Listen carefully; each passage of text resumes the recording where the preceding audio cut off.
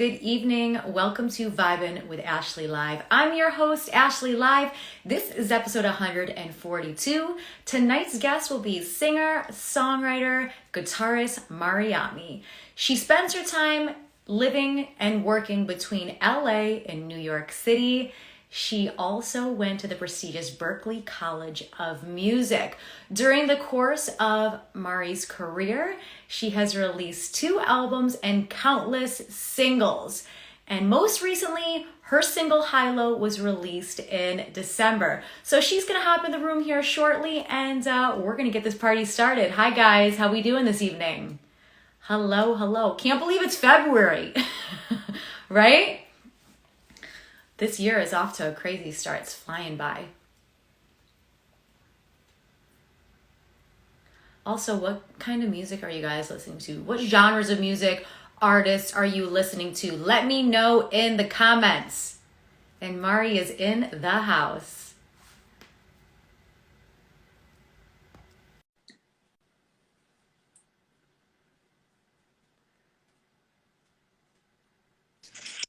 What up? Mari!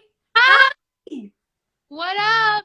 How are you? I'm so good. I'm so excited to be here. I'm looking for the one that I liked before. Whoa, that is too dark. Wait, can you see me?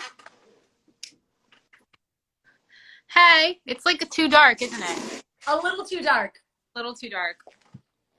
Where's the one I liked? I can't find it. Maybe that one, yeah?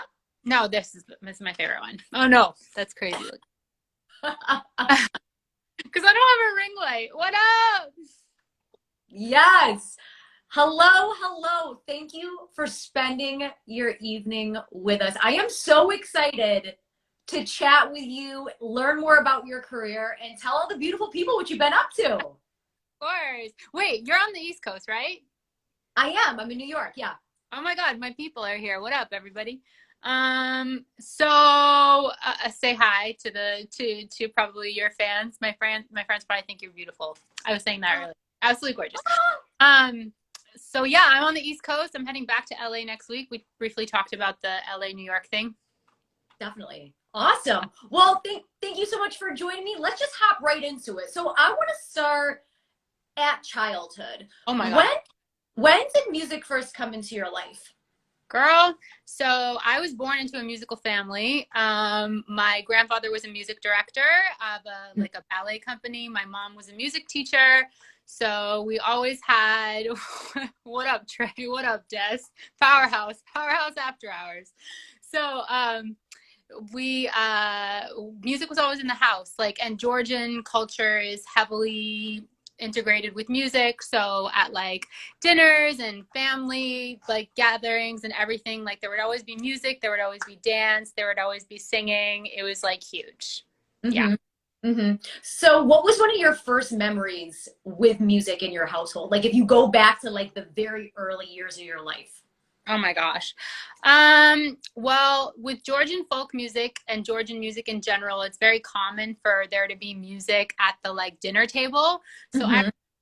Christmas, birthdays, just dinners with family and friends and neighbors. We would sing in the round, people would drink wine and have food, and somebody would bust out a guitar, acoustic guitar, and somebody would start singing, and then somebody would start harmonizing, and next thing you know, the whole dinner table is singing. I also remember going to rehearsals with my grandfather because he was a music director for a just ballet company, and I just remember being a little girl running around in the dance studio and admiring the dancers, and the live musicians were there, hand drummers. Yeah, so it was awesome. Cool. So wait, so pretty much every night at the dinner table there was music going on and people were playing? Pretty much the cornerstone of Georgian culture is food, drink, and music. Yes. Oh my, that sounds so amazing. I want dinner like that, every single night. Me, it's pretty lit. I think, yeah. We need it. Yeah. So tell us when guitar first came into the picture. How old were you? What drew you to the guitar? Oh my gosh. So I always gravitated to string instruments because I have a really light, airy voice. Yeah. So I would often write songs on the guitar, and then I joined forces with an acoustic guitar player that went to new school when I moved to New York after graduating. And we just had this awesome chemistry where he would play and my voice would like honestly just glide over his instrumentation and his accompaniment. So it became really clear to me that my voice sounded very right with that, particular instrument. And I was like, God, like it would be really dope if like I could be that cool chick that's like playing the guitar. So, okay, it's coming, it's coming. So I didn't teach myself. He taught me and I was like, yeah, I got to do this. So yeah, that was like 20s. So he taught you when you moved to New York? Yes. And we started learning on my songs. So I was like, teach me all my songs. So yeah. I love that. Like it wasn't just like, it was just random songs you were playing. It was actually your music. Yes, my stuff has really complex chord voicings because it's a lot of jazz and R&B. So it's a lot of like major sevenths and dominant sevenths. So I don't care about theory. I don't care about other people's music. Teach me how to play my own songs. He took my complex, like soulful arrangements and taught me the beautiful voicing. So yeah. Love that. So cool. Yeah. So I want to talk about the time that you transferred to Berklee College of Music. Well, I stayed at both schools. I didn't transfer. So I graduated with 2 degrees. Yeah. Oh, okay. So 2 degrees. Okay. So talk to me about Berklee and looking back on Berklee. What do you remember most about being there? Oh my God. I just remember being at Emerson and being like, I love this school. I love these creative people, but like something about this is not right for me. Because I was a musical theater major and I was like, I don't like singing other people's songs. And we had this consortium where you could take classes with like the Architectural Institute, Boston Conservatory, New England Conservatory of Music. And I was like, I really want to try out the music classes at Berklee. And I stepped into like one ensembles class and like the culture of musicians just put me on a different level. I was like, oh, these are my people. These are my people. Like, and I would go into these ensemble classes and we'd be like, that was like early 2000s. So like R&B and neo soul was really huge. So we were like playing just amazing music and standing up at a microphone and having a band behind me was like, I was like, all right, this is my purpose. This is what I'm here for. And like, I just would walk away from those classes having way more purpose and drive for creating my own art. Whereas, and this is no diss to Emerson, I just didn't have that same calling there. I was like, I don't know what to do with this degree, but I really clearly knew what to do with songwriting and music education. Mm-hmm. That's so cool that you walked in that room in Berklee and you were like, these are my people. Like, this is it. Like, I'm at home here. Yeah, I love that.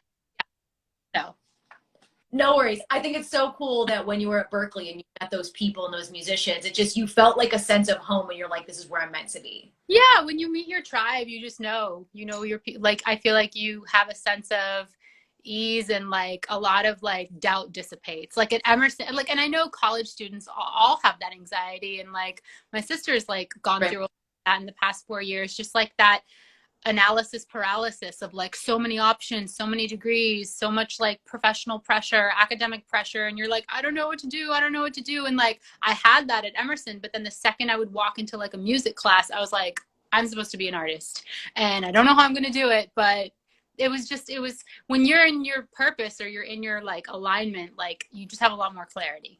Things kind of doors open and you figure it out. Whereas I feel like if you're stifled and confused and under a lot of pressure, you can sometimes not make the right decisions. So that's been my experience. Definitely. And you have to do what you're passionate about too. So when you walked in there, you're like, yep, this is my purpose. I'm passionate about it. I am meant to be a musician. Yeah, exactly. Yeah. Awesome. So let's talk about songwriting. When did songwriting first come into the picture? So I never intended to write songs for other people. I wanted to be a pop star, and I got my first record deal kind of late in the game, late 20s. Most artists get signed in like their early 20s. So we were developing me to be a specific type of artist, and we were like shopping me to, I think, Columbia and Interscope. Mhm. And that trajectory and that path just didn't work out for me. Like I wasn't writing the kind of songs that I needed to be, and like I wasn't really fitting the mold. So that deal didn't work out, but I'm thankful for the discipline and the like foundational tools that my former manager gave me, because I developed like a really strong artists and business toolkit, if that makes sense. Like I never knew how to take my art and monetize it. Yeah. And it helped me see myself as a brand and see myself as a business. So somehow accidentally it just worked out that off my catalog I started building a reputation as a writer, and I started slowly getting booked through various websites and platforms. And I was also like really hustling for like 2 years. I was like in Nashville, LA, New York, Atlanta. I was like running around to all the songwriter organization events. I was at the Grammy event, like everything. And I was like trying to infiltrate from all sides because I didn't have a major label deal. And then all of a sudden I had all these songwriting clients. I was booked. I was busy all the time. It became really like lucrative unexpectedly. And then when I was out in LA, I originally went out there to expand my career as an artist. And then the pandemic began. There were no live shows and all that stuff. And as I mentioned to you before, I came back to New York to revamp that live side of my career. Mm-hmm. So yeah, I definitely want to talk about some of the songwriting. Like you did songwriting in Nashville and LA and then New York, and you were hustling. So can we dig into that a little bit more? Because it's like you knew you wanted to be a songwriter. So tell us the drive behind us that, and like what advice you'd give to other people that want to follow in your footsteps. That's a really good question. Honestly, my biggest advice is not what anybody would want to hear. And it's that you have to be on your off days. Like yeah. I would give up a lot previously to getting signed, or I would like get down on myself, or I would let doubt creep in, or I would take breaks, or I would be like, I can't do this. Like when I decided that I had no choice and I didn't want to work my day job and I wanted to run my own business, I became a beast. I became savage. I was like, oh, I don't feel like writing today. Oh, fuck you. You have to write. And like, no, but I'm not kidding. Like, yeah. A lot of my friends and colleagues and people, like friends, have asked me like how I did it. And I was just like, on days when it was nauseating. I'm sure it's like that for an athlete. They don't want to go to the gym and they don't want to work out, but you do it anyway. Like I had to be constantly doing it, constantly writing songs when I didn't want to. On my off days, I stayed on, and I just didn't listen to the voices of doubt. I would still pitch myself to projects. I would still show up for clients. And another thing was like I learned how to take feedback and criticism. It was really hard. Like in the beginning, I was really sensitive to people not liking my stuff, but then I built up a muscle of like resistance to be like, okay, if I want to be better, I have to take criticism. Definitely. And I think that's so important when you said like there's times that like you want to give up, but you like just keep pushing and pushing and pushing further because you're just like, I want this so bad. I don't want to go back to like the 9 to 5, like working in some like random. Yeah. You want to pursue music and nothing is going to stop. Oh, it becomes I can't even explain it. Like something else kicks in. Like when I moved to LA from New York, I had so much momentum and inertia, and I was like, I don't have a plan. I don't have a backup plan, and I don't really know many people out there, but I know this is my calling. And the second I got out there, like dots started to connect. It's like a combination of really putting in that work, but then also having just a little bit of faith that the right people are going to show up and the right doors are going to open. But you have to show up if you want the people to show up. Like that's why I'm saying, like, you can't take that off day. You can't give up on yourself. You can't. I had so many moments prior to getting signed where I was like, oh, like I'm going to give up. Like I'm going to try something else. And like 2 weeks I would like be out, and like that hurts. Those 2 weeks hurt. I can't explain it. It's like you have to make the mental shift. And once you go, there's no going back. Yeah, I think once you make that like jump and you say, I am like 150% in, like I am doing this full force. Like it doesn't matter if I wake up tomorrow and I don't feel on, I'm going to keep pushing and keep pushing. Absolutely. You know the deal. Definitely. So, okay, between LA and New York, you spend your time between both places. You Yes. moved out to LA because you wanted to Uh, move forward in your career, correct? Pardon? So with the whole LA New York thing, you Yeah. spend your time between both New York and LA. Tell us about that and when did you make the move to LA? And I know you're back in New York now because of the live performance, but dig into that a little bit more. Sure. So my manager was based in LA. So when he signed me, he was like, "You got to be out here. We got to get you in front of the labels." And we dyed my hair blonde, and like I was like, I don't know, like I had always like visited LA. Um, I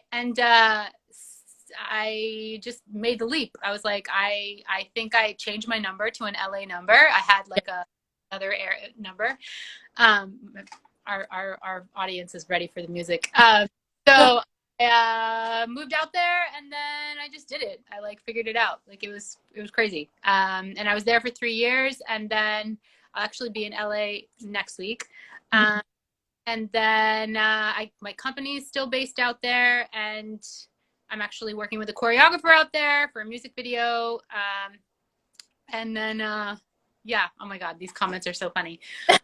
I foresee myself really, truly being in both hubs. Like I had to think about it when I left. It was a really hard decision, but like 2 years of the pandemic and not playing any live music are like unacceptable for me. And I tried to put bands together out there and I tried to play shows and it didn't really fortify. New York still stands to be like the hub where I built my sound and rehearsals are going to be there and like all the promo videos are going to be shot there this spring. But all of that stuff carries over to New York. I still have so many writing connections in New York. So I'm sorry, in LA. And both like feed each other. Like New York kind of grounds me and LA helps me float. I always said that because LA is so many people that are from there, I think, or people that I spoke to that also live there, like LA can be whatever you want it to be.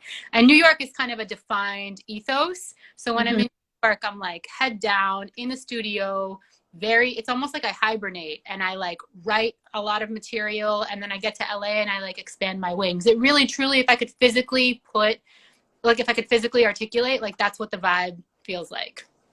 Do you have a preference? Like, are you more like, I love LA or I love New York? Or is it like, it's in both? Haters coming at me. My family's on the East Coast, so obviously like you can't replace that. And like getting them to come out to visit me has been nearly impossible. Like they're not for sure. And I immigrated to New York, so I learned English in New York when I was 6 years old. I went to school in Brooklyn and like I'm such a New Yorker in my soul. So I feel like New York is like my foundation, my roots, but LA speaks to the part of me that I feel like I never got to have growing up because LA reminds me a lot more of Georgia, the country I was born in, the subtropical weather, the ocean, the palm trees, the mountains. It has a very similar topography as Georgia. So, and I didn't get to grow up in Georgia. I was born there, the Republic of Georgia in Eastern, where I'm from. Right. Something about LA also feels like home. I can't explain it. Like both are definitely home. And you can do your career in both because you think of the two biggest cities in the US for music are New York or LA.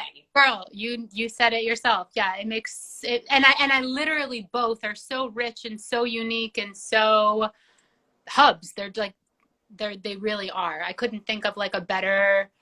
Sometimes when I step back and I'm like get upset, I'm like actually I kind of have the best of both worlds. So be grateful. Yeah, because I think like New York is very like grimy and cold and dirty, and LA is sunny and like anything is possible. But like you have to grind in both places. Like for musicians who live in both LA or New York, like you have to be 150% in because you can't like just drag your heels. Like no, in it. Absolutely. And I think we live in a time where if you don't carry the inertia of your own career, no matter what you are, if you're working for a company, if you don't like we are individuating in ways that are so powerful that like you drop the ball on yourself, nobody's going to pick it up. So it doesn't matter. Like, and I'm sure you know this as an entrepreneur, it's like, you have to keep it going. And it's like it's a blessing, and it can be a challenge too, because I feel like in like the 90s and 80s and like even early 2000s, everything was way more no disses, community and like largely like oriented, like you could hide in the crowds or whatever. But now I just feel like, I don't know if I'm making sense, but basically you really gotta like grind it out, yeah, in both cities. Yeah, totally. Yeah, because the thing is, like, what did you say? To LA? I have, but I've never like spent a long period of time. Like I've been like twice, but I live and die for New York. Like I love New York City, and you're right. Like New York City for the pandemic, like the whole world shifted upside down, right? But when you're in a big city like a New York or LA, it really is crazy, like what we've been through these past 2 years. You know what Especially New York. Especially like you guys, especially during the cold too, because it never gets so cold in LA that you can't be out. So I just even remember during peak lockdown, people were still like hiking social distance with masks. In New York, you guys had to like bunker down. I was in LA during peak lockdown, so Yeah. it must. Are you? You have a little bit of a Boston accent. Are you not at all? I am not from Boston. I'm from Syracuse, upstate, but people say like I have a weird accent. But yeah, I went to school in Jersey and I'm in Queens, New York. So Okay. East Coast all the way. yes, I love New York City, but it's just been crazy with this pandemic. So how have you as a musician been dealing with the craziness of the past, 2 years with all the ups and downs? Girl, well, luckily a lot of my client base and my work was remote already. Like I said, when I moved out to LA, I had my own recording setup, my own studio setup. So not much changed in the way of how I run my business, other than I wasn't performing shows anymore and I wasn't doing in-studio sessions. Everything obviously switched to Zoom. Mm-hmm. But I just found it really difficult to be away from my family. Like it was okay to move to LA and not know that many people and like, chill in my apartment occasionally because I still had like a life. But like after the pandemic, it made it so difficult to build community. I'm so grateful for a few of the friends that I did have that brought me into like their bigger communities there. But I was like, I miss my family. So Totally. yeah. Totally. So I want to talk about your first album that came out in 2015, Gates. So when you look back on this album and the creative process that went into it, what does it make you think of? Oh my gosh. Gates was like, they have that metaphor of like a chrysalis and a cocoon and a butterfly coming out. Right. Gates was like the most difficult, challenging 2 years of my life. It was like giving birth and being pregnant for 2 years, because I like knew I had to get this idea out. Right. And I knew that some of these songs were going to require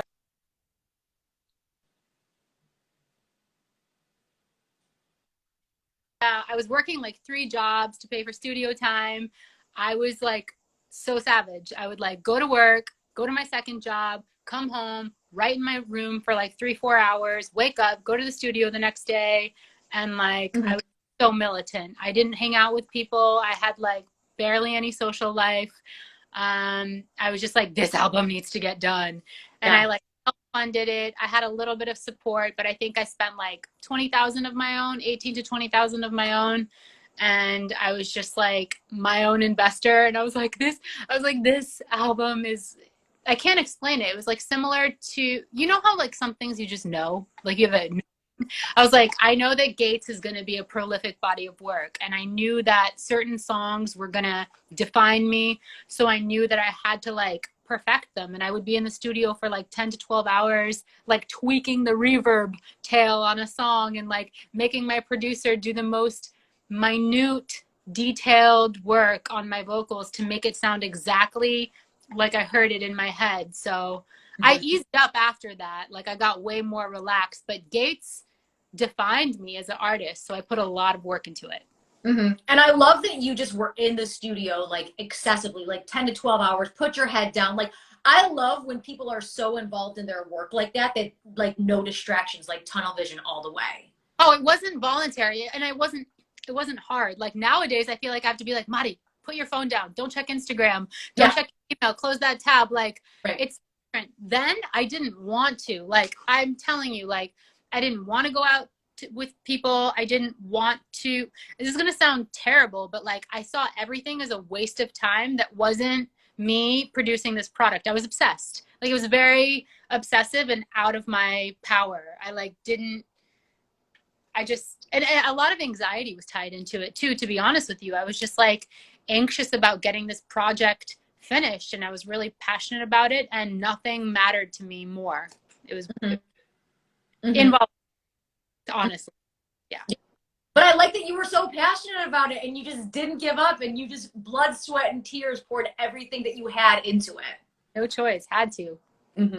So I want to talk about, in December, you released your latest single, High Low. So what do you want your fans to know about this song? So that was, so I got to team up with two really awesome producers from the Bay, Nick and Rob. They make up the Canvas group. And I had been like following them for 3 years, and I wanted to work with them. And I was back and forth from LA to New York, and we never really like landed on something. And finally, during the pandemic, I was like, all right, we have some downtime. And we shared, like, I shared like a folder of like 6 different songs with them. And they sent me concepts for each. And then we dialed in on that. And then we worked on it for like the better part of half the year. I think we began production in like May, June. And then I in December. And I also brought on 2 writer friends of mine, Guess Wave and Boy Untitled. They joined me. And it became like a huge collaboration. Yeah. Yeah. Awesome. So what musicians inspire you? That is a really good question. Well, I grew up listening to like a lot of rock. So like Led Zeppelin, Pink Floyd. I loved Amy Winehouse. I love Brazilian jazz. I love bossa nova. I used to work for Putumayo World Music. So a lot of international music. Yeah. So of those artists that you just named, or additional, who would you most like to collaborate with? Oh my gosh. Collaborate with. That is wild. To be honest with you, you know who has the most fire music right now is The Weeknd. I didn't name it, but his new album is so sick. The production, the songwriting. I would love to do a song with him. And I often get hired to do a lot of songs in the style of The Weeknd, which would be like retro synthy elements. So yeah. I think he has a very cool sound, and a lot of people want to emulate what he's doing. I agree. Yeah. So talk to us about songwriting and how you were able to, I guess, navigate the industry and work with so many different artists because of it. It was a combination of, I think, having a catalog that people were attracted to because it was so unique. Like my sound is very like specific and niche. So people would come to me for that specific vibe or sound. Right. I think it was a combination of that, and then me like being in the right place at the right time, like always traveling, always, like I said, like going to Nashville and joining a couple of different songwriting organizations. Like I joined the Nashville Songwriter. Why am I forgetting the name right now? The Nashville Songwriters Association. There's a oh my God, I'm so bad right now. There's an organization for writers in Nashville, and they pair you up with different professionals to give you feedback. And so I was really into submitting a lot of my songs to their publishers and their staff, and they would like pick apart my verses and choruses. So for like a whole year, I just spent time perfecting my craft. And I was listening to all of like Ross Golan's podcasts and bouncing around from session to session in LA. And yeah, all that hustle paid off. So as a songwriter, do you write every day? Pretty much. I don't, well, no, I record like at least 4 to 5 days a week for sure. I try to take weekends off. Mhm. Um, I had COVID in December, which sucked, and that did sort of affect my vocal cords. So I noticed that like I can't push too hard since then, but it's coming back a little bit. But I mean, ever since like 2016, I'm like writing 4 to 5 days a week, recording 4 to 5 days a week. Mhm. Unless I'm like on a long vacation or I don't have my equipment with me. I pretty religious about it. Yeah. And I think that's so important because it's like that muscle that you always want to flex. Like, I feel like as a songwriter, you always want to be writing something. Like, how many, I guess, hours, give or take, do you think that you write a day? For sure, my recording portion of my day, which is like my most energy consuming window, I typically average like 2 to 3 hours a day of just recording. Mhm. That include, yeah, 2 to 3 hours a day. That doesn't include if I'm working on my own stuff and I have beats on my iPhone Right. and I'm driving around and I'm like writing, like it's so expansive. Like if I zoom out and like look at how much time I actually spend, I could be writing at an airport. I could be writing on the flight. I'm always like have millions of notes jotted down on my laptop and my phone of like lyrics and ideas. I could start a song in January and finish it in like December. Yeah. And like when a lyric pops into my mind. So, but like dedicated daily time, like 2 to 3 hours. Mhm. So talk to us about the music that you've been listening to these past couple months. Like, are there any specific artists that you love, genres? Share that with us. Oh my gosh. I've been really into the Spotify Mood Booster playlist. Yeah. Ozzy, or I think Bozzy, I don't know how you say his name. He has a really sick song. I like that. That's out. I love everything by like David Guetta and like all those EDM producers. I get a lot of those references from producers and my clients being like, we want songs in this style. Mhm. Top 40 I'm always on. Like I said, The Weeknd. Anytime Drake has an album, it's on rotation. Mhm. Yeah, trap, hip hop, everything. I really, really appreciate like every genre, even country. Yeah. Yeah, I think it's important as a songwriter to appreciate all genres of music because you never know where the inspiration could come from. Like, you might be listening to some like random song that somebody sends you and you're like, oh, I mean, it's not my style of music, but I appreciate it. Exactly. Totally. Yeah. Mhm. What about you? What do I like? Yeah. I'm kind of like into funk and disco and neo. Oh, I could see that with the lights you have going on. I'm telling you, like I feel like I should have been like in the Studio 54 era because like I love like glitter and sparkles and sequins and platform shoes and like I love that disco music because it's all feel good and you can't listen to disco music and be upset. Like it's just feel good music. So ABBA? yeah, definitely. Yeah. Yeah, like Earth, Wind and Fire and like Donna Oh, Summer and like if you were in Studio 54, like that kind of like fun, feel good music. And yeah, that's my jam. major cosign on that. What's one of your favorite songs to perform and why? I think Gates will always be my favorite song off the Gates album. The chord voicings are beautiful. Mhm. And when I play it with a band, it's just so like lush and the bass line is sick. It's so robust. Mhm. Definitely. Awesome. What's the best advice you've ever been given? Oh my gosh. The best advice I've ever been given. You're coming in with like the fire questions.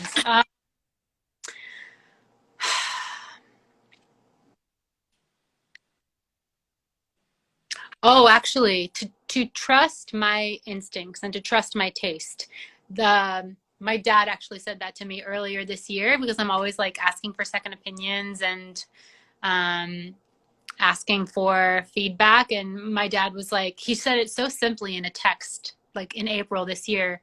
I was in LA and he was like, Mari, trust your taste. And I was like, and that stuck with me. I was like, all right, I'll trust my taste. Yeah. So, yeah. Yeah, I think that's great advice, right? Because I feel like as creative people, we always want other people's opinions. It's like, No, you kind of just like need to like hone in on your own thing and just like know in your heart that it's right and it feels Totally. good. Totally. And I feel like when you dial in on what works for you, it works. And it can be really hard because I feel like when you're scrolling through social media or something and you're seeing so many people doing so many different things, oh, should I be wearing these outfits? Should I be doing this? Should I be traveling? And it's Yeah. like, oh, just like trust your gut, do what you know you need to do. And like, I don't want to say stay in your lane because I don't believe in that saying, to be honest, but I do think you should trust your instincts. Yes, I completely agree with that. So you just touched on like going through social media and like pictures and that kind of stuff. Yeah. Let's talk about branding. Okay. Branding yourself is so what does that mean to you?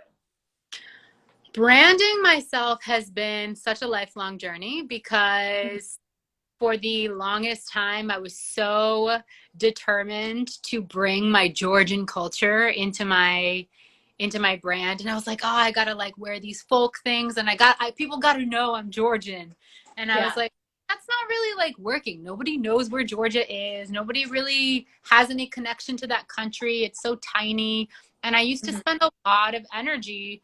I would like sing songs in my native language. I would wear Georgian clothes, and like it just wasn't working. And I had Yeah. a really hard time, honestly, finding my identity. Like in my early 20s, I think being an artist and branding aside, like it took me a while to like learn who I genuinely am Mhm. and feel comfortable in my skin. So once I like went through all of that and tried on the different clothes and like did all that and like dialed in on who I genuinely am, I was able to find, whether it was clothing or articles, like the way I did my graphics, like everything that translated into who I am as a person. And like I just became more confident selecting what those pieces were and like how things looked on my grid, and like developed an aesthetic and then like stood behind that aesthetic with confidence, and like Right. slowly but surely I like developed a brand voice. And now like when I film stuff and I look back at it on my phone, I'm like, that's so Mariami. Like I know it's Yeah. mine. And I know when people shoot me and edit it and put filters on it or do things, I'm like, that's not Mariami. Like I'll just know what works and what doesn't. And for that reason, I actually do a lot of my own stuff. I shoot a lot of stuff on my phone, and then I have like a handful of like editorial photographers that I work with who I know capture me in the right ways, and stylists I work with who I know will put me in the right clothes, and makeup artists and hair and so on and so forth. Like you find your people. Mhm. Yeah, and that's so important because you're right. Like when you shoot certain photos or you do certain things, you're like, it needs to have this kind of text, or I need to be in this kind of outfit, or I need to have this kind of look on my face. And I think a lot of musicians, they tend to just kind of post a lot of random things. But as far as like branding and aesthetic, I think it's so, so, so important. And I love that you have capitalized on that. Yeah. I don't think it's an easy journey. I don't think it's like a one and done thing. I feel like people should explore different brand voices and like really dial in on like what works for them. Definitely. What does success mean to you? Wow, she's coming in with the good questions. Success is so many things. I think success is definitely having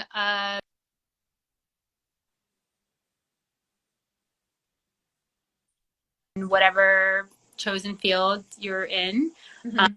able to support yourself, being able to support the lifestyle that you love. For the longest time, success to me meant getting verified on Instagram, and like, and I was like, now I got to have a hit, and then I had a hit.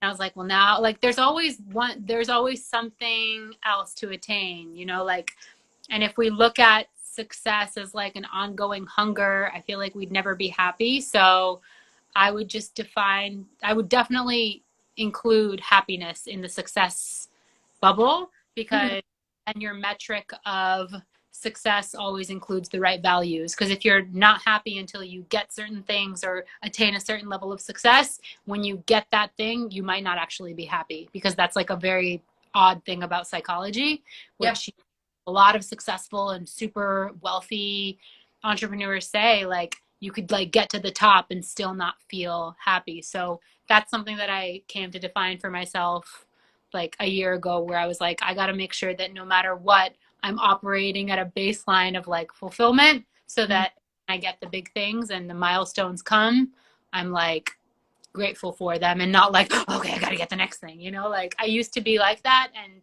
it was a vicious cycle. Mm-hmm. Yeah, happiness is so important because it's one of those things, right? Like somebody might say, "Oh, I want to make like six figures, or I want to land, this kind of deal, or whatever it is," right? Like you have these huge goals you want to accomplish, but there are people, and I'm sure you know them, that just they have all those things and they're just not happy. And you're like, the happiness comes from within, and like you got to do some soul searching and be like, what is it that's going to make me happy? And it can just be simple things. And like I think it's just like we all need to look within ourselves to find out what that true happiness is. I couldn't agree with you more. My dad is always saying, and I don't know if you know this, there's like a scientific fact that once you make over a certain amount of money, I think people have the same level of happiness. Like I don't want to, I think it's like 150,000. So like the same people that, like once you make $150,000 or whatever a year, like that is the same baseline happiness as somebody that makes billions. Like it's scientifically measured that you don't get any happier. In other words, like there is some like ceiling to it. I don't know if I'm saying it right, but bottom line is like, yeah, find your happiness on your journey where you are in the present, and then everything will feel that much more fulfilling and enriching. Because I did have some moments where I was like, oh, like I'm making a lot of money, and like I have all these things, and like it was sad to realize that it doesn't fulfill you. And so yeah. No, thank you so much for sharing, because it's like I feel like a lot of people, you're right, they want like things, like, right, they want physical things, a certain kind of car, a certain kind of apartment, or a specific number of money in their bank account, right? Yeah. But it's like you can have all that and still feel empty and be like, oh my God, what's going on? Yeah, which is why it's like so important to cultivate like the right values. And I think that boils down to so many things: the people you're hanging out with, your daily, like what you're doing on a daily basis, and like, yeah, so many things contribute to your overall well-being that should be a part of the equation leading up to those goals. Because like once you hit those goals, you don't want to like constantly be in the hamster wheel of like wanting more and not feeling good in the moment. Totally. There's a saying, I might say it wrong, but it's like you are the people you hang out with, the food you eat, the TV you watch, the podcasts you consume. So like all of that, you want to like feed yourself good things. Absolutely. You know what I mean? Yeah, it's so true though. Like it makes like scientific sense. So yeah. Definitely. So I want to talk about what's next for you on your journey. Do you have any shows coming up, new music, collaborations? Talk to us. What can we expect? So February is a kind of busy month. So I am going to LA next week, and I have been following this choreographer. Her name is Tracy Phillips, and she is the artistic director for this really awesome burlesque show in Los Angeles. It's called Get on the Fringe. And choreographed for like Britney Spears, Justin Timberlake. She's been on tour with like mega stars, and her style is so fire. And I saw her show and I immediately reached out to her and I was like, I want to work with you. I don't have the right song right now, but I'll be in touch when I do. And at that point, like I didn't know that I was moving back to the East Coast yet, but everything kind of worked out perfectly because I came back here, put my band together. We're starting rehearsals in March and April, filming promo videos in May. And then I will most likely do this music video with her for my new single in June, which will bring me back to LA. And then in February, I'm going out to NACA, which is the National Association for Campus Activities, which is a organization that books talent for college campuses.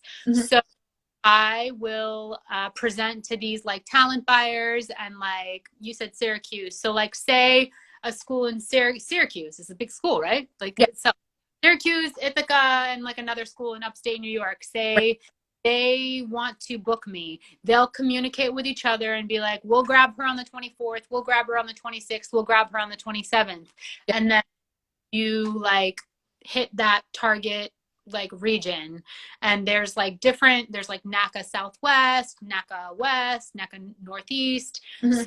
Really excited to tap into that whole network, and the big conference is in February, and then I'll be presenting later in the year for the, like, I'll have an exhibit and like present to the college talent buyers, and that should hopefully segue into shows and festivals. Like, I'm not with a major label, so I always have to find the back road to that, but Right. once I start like doing my research, I usually find the ways to connect those dots. Mm-hmm. Definitely. And it's cool that you're going to be touching those campuses as well, because like when I was in school, I always looked forward to the musical acts that they would bring. It was cool. Like, it was so fun because it's just something to look forward to. And I think in this day and age, it's like we all need something to look forward to. Oh my God, yes. I couldn't agree more. Yeah. And I think these campuses have not just music, but they have like a lot of cool different kinds of acts come through. I know they have dance, dancers and dance teams and all sorts of things. And I think that's so cool. Like, college was such a defining time. And when I think about my music and the lyrics and the storytelling, I feel like college students would find like solace in that, because like some of these songs I wrote when I was in college, and they were about like finding myself and finding my voice. And I do tend to connect with that demographic a lot, like early 20s, students, intellectual people, like that. There's something about my music that has that air undertone. I don't know if it's because like I was such a nerd, so I do tend to like connect with like students. So I'm just excited to see what doors that opens, and to also like inspire people. Like, I haven't performed and toured legitimately in 3 years, and like I'm putting a lot of love into this show and the art director for it. We're building like a set for it. I'm working with a lighting designer in LA, and it's like going to be super dope. So yeah. Oh my gosh, 3 years though? When was your last performance? No, so I played shows, like I played at Hotel Cafe, I played like all the LA staples, but I never like heard. I would always have like small one-offs in town. Mm-hmm. But you're like planning a tour? Well, with NACA, once I'm in the network, we will string together dates, and like it could very possibly be that I would have like 10 Northeast dates, and then I would have 10 Northwest dates, but that'll all be after the NACA conference in February. So I'll announce those most likely like late spring, later half of the year. Awesome. Good stuff. And then as far as new music, you're working on some stuff, yeah? Oh gosh, yes. I'm working on a lot of good music. Like, I'm hyped AF. I need to actually carve out like a week where I don't do anything and like sit and write, because it's demanding a lot of my attention, and I'm not giving it the attention that it deserves. So I got to do some more. So for all the beautiful people watching right now, how can they support you as an artist? Oh yeah, so I have my newsletter, and they should sign up, because that's where I announce all the latest like music releases, stuff on vocal sample packs, shows.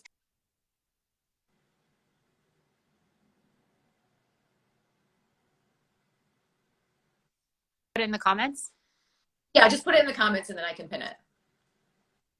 There you go. Oh no, it's like a weird way to, it's like a weird link. It's okay. Guys, the link is right here. It looks a little funky, but it's the newsletter. So please click on that link or screenshot that link, and then you can join the newsletter. I'll also put it in my bio. How about that? Yeah. Yep. So for those of you who want to sign up for the newsletter, please go to her Instagram after the interview and sign up through there. There you go. Awesome. So that's all the questions I have for you this evening. But guys, don't go anywhere, because Mari is going to perform for us. What? Are we ready? Are we ready, guys? Okay.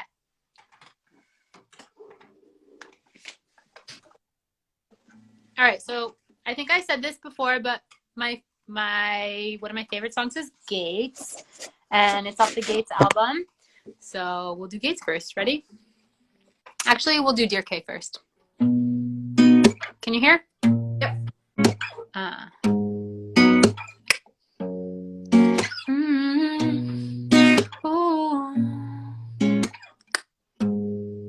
I said, if you ever need that, I'ma let you cry on my shoulder. I don't want you to carry the world on your back like a boulder. Your worst is over. Now you got me in a dress so I knew I existed. Had a little dream that I came for a visit. Is it what you imagine? Is it up and down, but it don't last too long? I'm keeping up, I wanna tag along. I said we're headed to the same place anyway. If it's safe, we'll stay. If they fall, we'll run away. I said, oh, what you gonna do when they make you a hero? Got the president paying you a checks on his payroll. You're the man in the mirror. You could wear my granddad medals when he fought in the Union. Flying jets on a Soviet game plan. He was just like you, a real man. Up and down, but it don't last too long. I'm keeping up, I wanna tag along. I said we're headed to the same place anyway. If it's safe, we'll stay. If they fall, we'll run away. I know a little cool about a town you'd never imagine. Gotta buy, me and you, let's cash it. Take it to a cold couple miles, no redwood cabin. Every day, right, magic captions.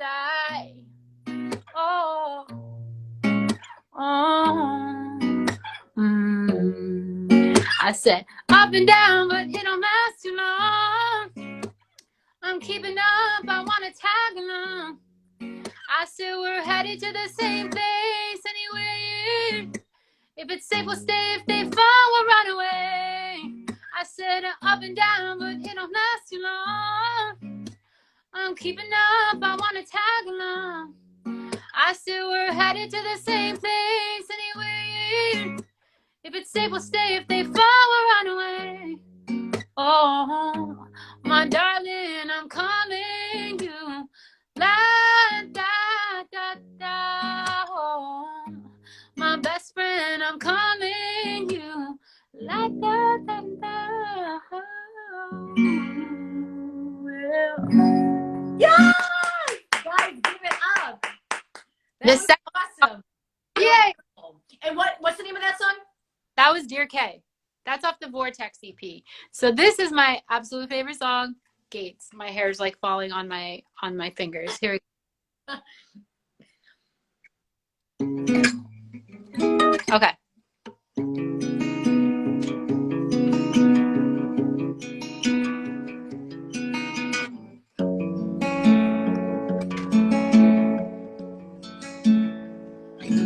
I said, open up the terrace, let me see the view. Walking on the clouds, it's only me and you. Always going 135. Let me hold the wheel and put your hand in mine. You don't have to tell me everything you feel. Just put me in my place if I don't keep it real. Mama said that you could be a better man. Mama, ain't nobody get me like he can. Independent, giddy, yeah, solo grind. After hours in the Beamer, YOLO time.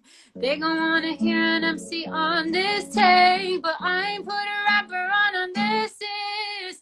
Open up the gates and let me.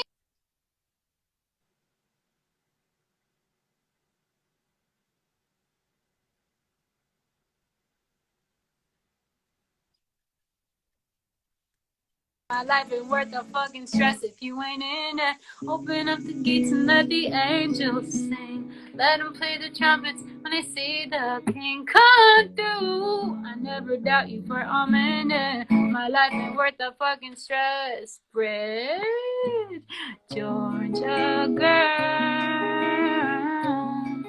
Let her in and she changed your world.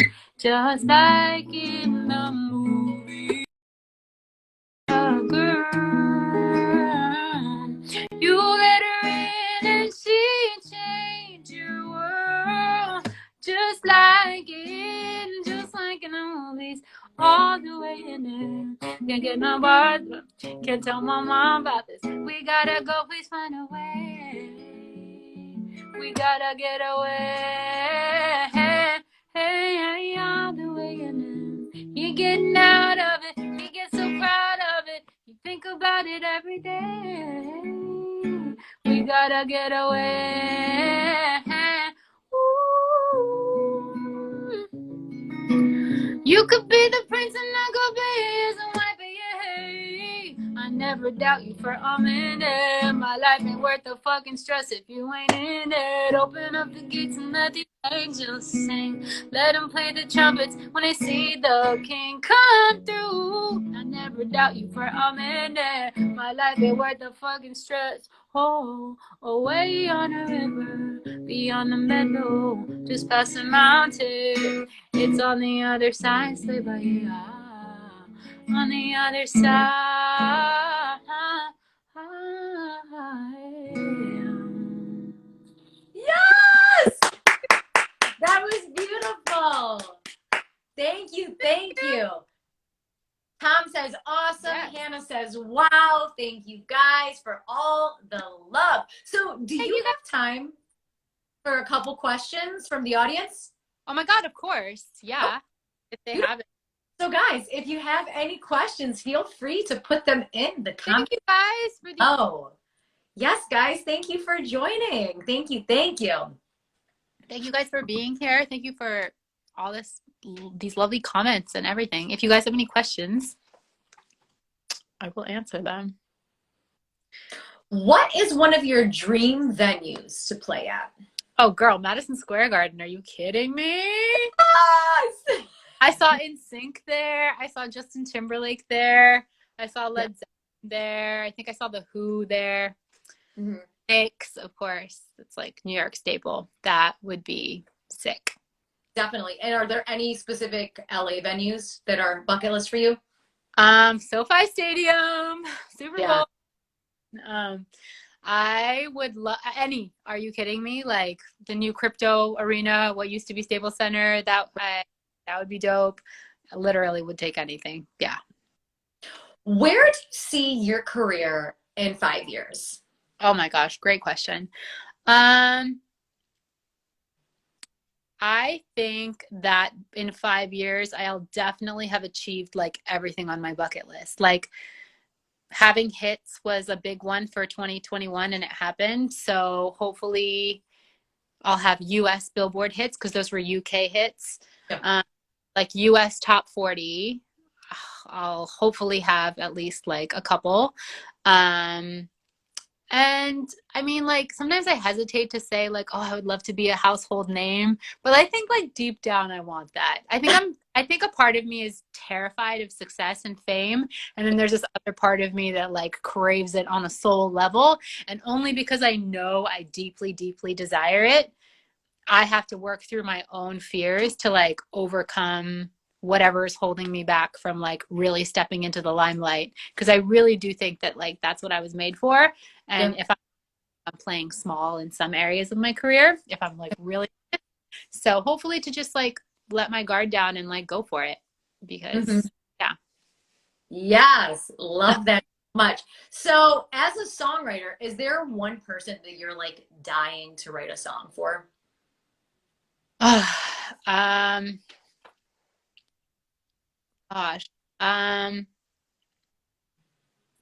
Dying to write a song for, I would love to write a song for Rihanna. That girl has not put out an album in so long and have so many beats and so many vibes that her voice is so unique. The timbre of her, like, so raspy, and it's like an instrument of its own. And I feel like she would take an idea that I give her and like make it like Rihanna-ify it. I would be honored. Yeah, that would be so cool. I know. Hopefully that's another bucket list but thing. I love that because you're right. She hasn't put out music in such a long time. It's like, Riri, come on. I know you're like doing lingerie and you're about to have a baby and stuff, but come on, girl. Yeah, like maybe like that's in the stars. Maybe that's why it's taking so long, because my song isn't on there yet. Yes. So do you have any final words for the room? Oh my gosh. Well, first of all, I think what you're doing is absolutely awesome. And I want to thank you because your energy and your momentum and everything that you bring to this show, I can just tell from your followers, adds a lot of happiness and joy and value to people's lives. So, everybody that's following you, shout out to you and shout out to your future shows. And for any final words, just like go for it. Go for your dreams. Support people. Be gentle. Be nice. Be compassionate. People have had a rough past 2 years. Try to see things through a different lens and just stay open to possibility. That would be my open to the potentials of like good things. And don't, I have a very catastrophic mind. I'm like always like, oh, worst case scenario. And like none of that stuff happens. So just stay open, trust the process, and hope for the best because it'll probably happen. I love trust the process, right? Because I think, and I know what you mean by saying like you're hard on yourself, because I'm very hard on myself too. And it's like, oh, but that will like never happen. That's like a worst case scenario thing. So always shoot for the stars and keep smiling and be kind and do good things and support good music, guys. For good music makes the world go round, and it's such a pivotal part of our lives. So yeah. Music has definitely been the soundtrack to my life. Like when I think of like certain like times in my life, I'm like, oh, I was listening to this album, or I saw this person in, you know, when I, you know, this person or whatever. And so like music, when I think of certain like songs, like for instance, TLC came out with No Scrubs today in 1999. Oh, wow. Yeah. It's like a really like random fact, but I was like, oh my gosh, like, do you remember that video? Do you remember the first time where you were when you heard that song? And it's like, oh my gosh, that was like the longest time ago. I know. It's like, it was like another lifetime almost. It's wild to think. I know. I was like, oh my gosh, I'm so old. I know. Yeah, I just like can call. No, yeah. Love it, love it, love it. So I just want to say thank you so much for spending your evening with me, Mary. Yeah. I like honestly, this was so much fun, and I appreciate your honesty and all this good stuff. So guys, if you don't already, please make sure to follow. Just make sure to follow Mari right here, IG Live. Tell all the beautiful people where else they can find you. Yeah, just follow me here on my Instagram, and then I'll throw that newsletter sign up in my bio. And if you subscribe, you'll literally stay in the know about everything. And I appreciate you guys for being here and for spending your time with us, and have a beautiful night and a beautiful week. Yes, guys, if you don't already, please make sure to follow Mari right here on IG. All of her music is on Spotify. Where else can they stream all your music? Spotify, YouTube, Apple Music, Amazon. It's on all the platforms everywhere. Awesome. Well, thanks so much for spending your evening with us. And guys, if you love this conversation, please make sure to follow me. I'm Ashley Live. This is Vibe with Ashley Live. And guys, continue to support good music and be kind to one another. Have a great night. Good night. Bye.